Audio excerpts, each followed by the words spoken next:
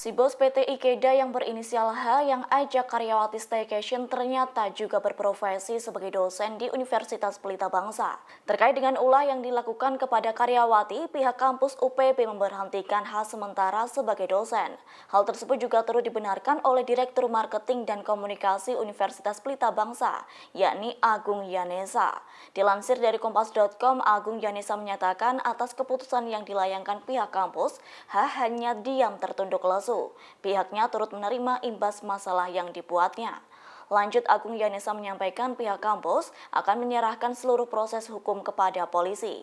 Pasalnya perbuatan yang dilakukan H sangat merugikan kredibilitas Universitas Pelita Bangsa. Sementara itu, Rektor Universitas Pelita Bangsa yakni Hamzah Muhammad Mardi Putra mengungkapkan belum memberikan informasi lebih lanjut apabila H ditetapkan menjadi tersangka. Diketahui sebelumnya si bos H juga telah diberhentikan sementara dari PT Ikeda.